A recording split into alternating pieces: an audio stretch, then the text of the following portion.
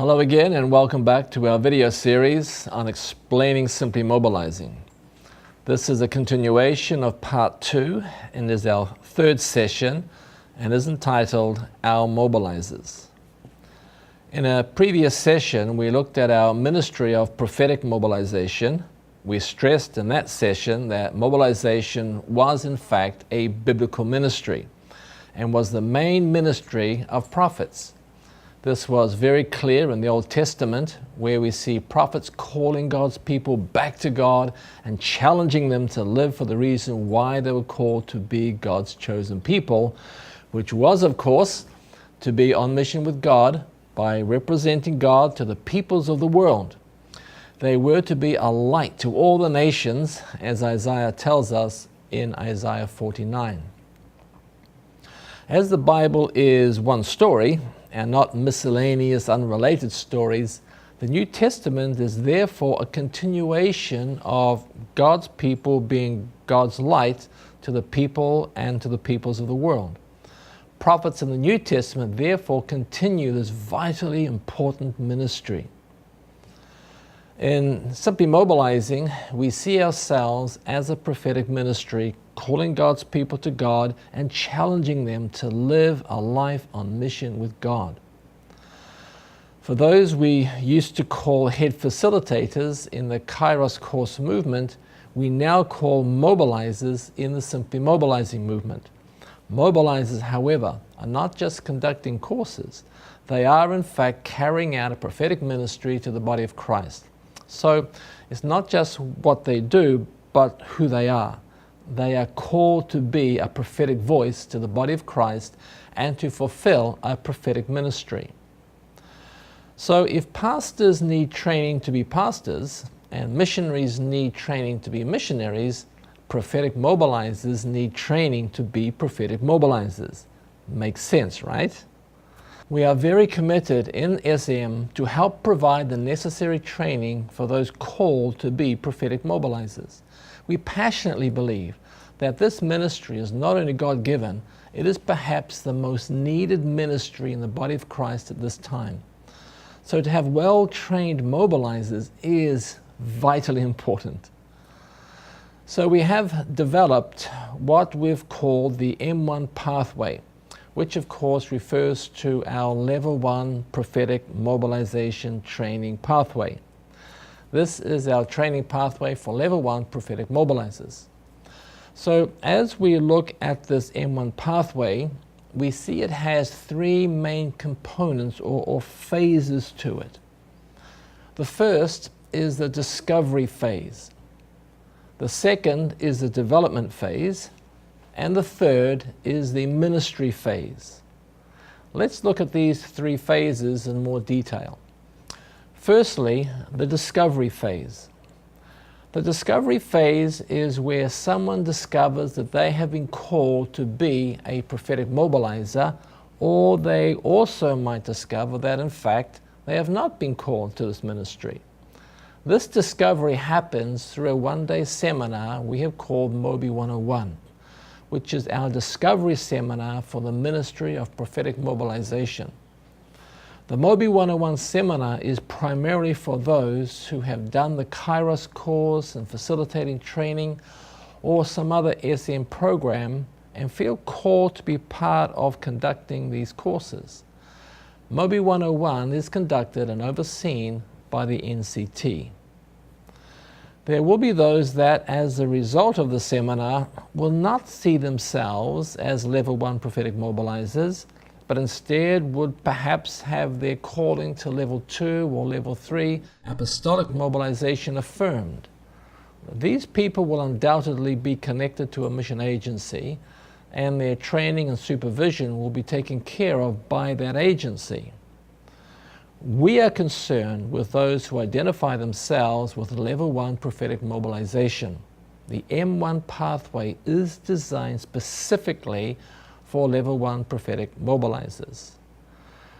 Once people have identified themselves as level 1 mobilizers, they automatically become part of the prophetic tribe of level 1 mobilizers, and they can begin journeying along the M1 pathway and access all the training programs, which includes the School for Mobilizers, and more on this later.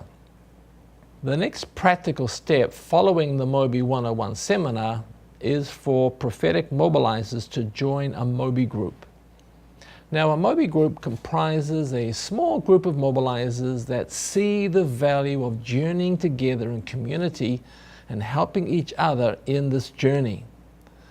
This is especially important as so many mobilizers lose their way due to being isolated.